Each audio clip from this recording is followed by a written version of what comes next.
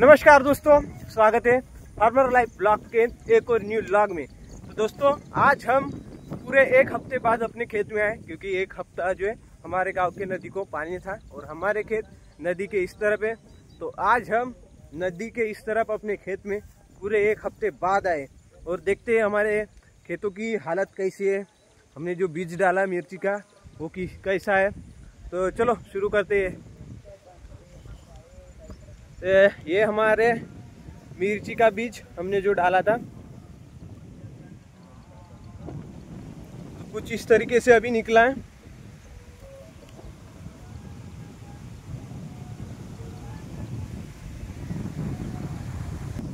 मिर्ची का रोप देखने के बाद हम जा रहे हैं अपने धान की फसल है वो देखने के लिए। हल्की हल्की बारिश हो रही है, फिर भी हम जा रहे हैं। और यहाँ पे देखो पानी जमा हो चुका है, तो यहाँ से भी अभी नाली निकालना पड़ेगा पानी जाने के लिए।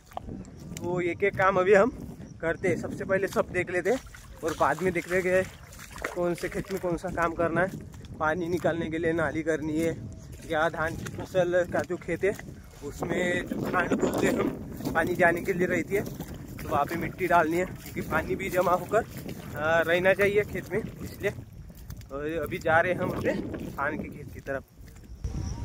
तो ये देखो अपना धान की फसल कैसी हरी भरी हो चुकी है और लहरा भी रही है अच्छे से, इस खेत में भी और इस खेत में भी। अभी इनको खाद डालना पड़ेगा ताकि ये अच्छे से और आ सके। और जो ये बांध है यहाँ पे घास भी बहुत बड़ी हो चुकी है, तो इसको भी काटने का काम चालू करना पड़ेगा। धान की फसल देखने के बाद अब हम जा रहे हैं अपने जो कपास की फसल है वो देखने के लिए। उस पे भी पानी जमा हुआ है या नहीं वो देखते हैं, चलो।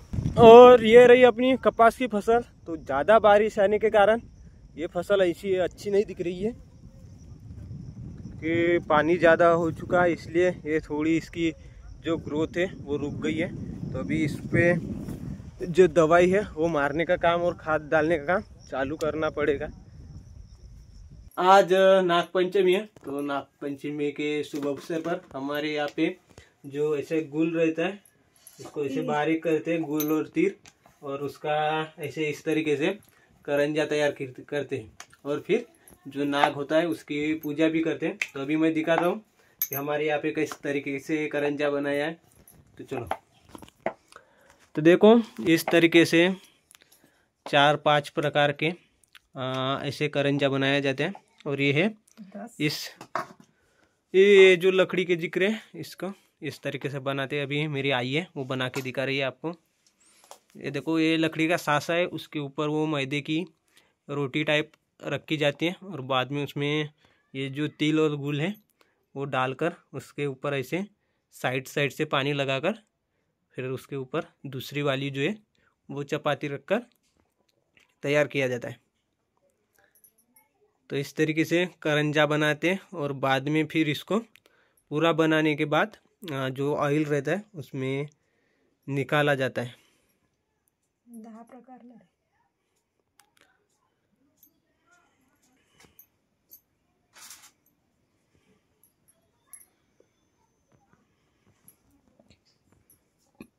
तो इस तरीके से अपनी करंजी तैयार हो जाती है।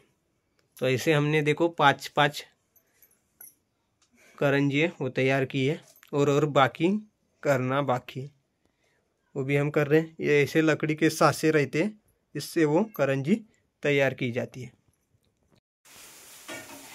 इस तरीके से जो पूरी करंजी है वो बनाकर तैयार हो गई है और अभी ऑयल से निकालने का काम चल रहा है। पहले ऐसे बनाना पड़ता और बाद में उसे जो ऑयल होता है सोयाबीन उसके यहाँ से ऐसे निकालना पड़ता। बाद में ये हम खा भी सकते हैं, मगर आज नागपंचमी तो सबसे पहले इसकी पूजा होगी और बाद में ये खाने के फिर काम आएगा।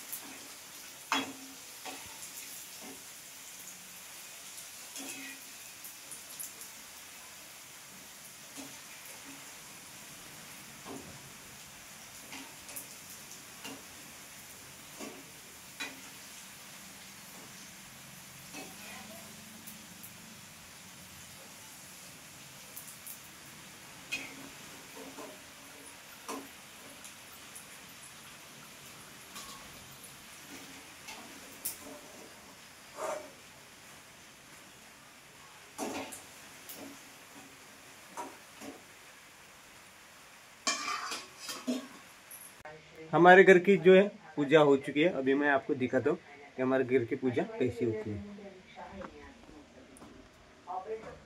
तो ये हमारा देवघर, और ऐसे जो करंजी है वो फरूला बोलते हैं इसको, तो इस तरीके से लटका देते। और यहाँ पर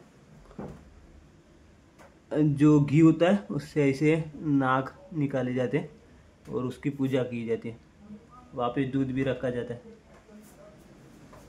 इस तरीके से। अभी इसको ढक के रखेंगे क्योंकि मक्खी बिक्की ना बैठे इसके ऊपर, इसका पूरा ध्यान रखना पड़ेगा। तो इसी के साथ आज का ब्लॉग हम यहीं पे समाप्त करते हैं। मिलते हैं अगले ब्लॉग में।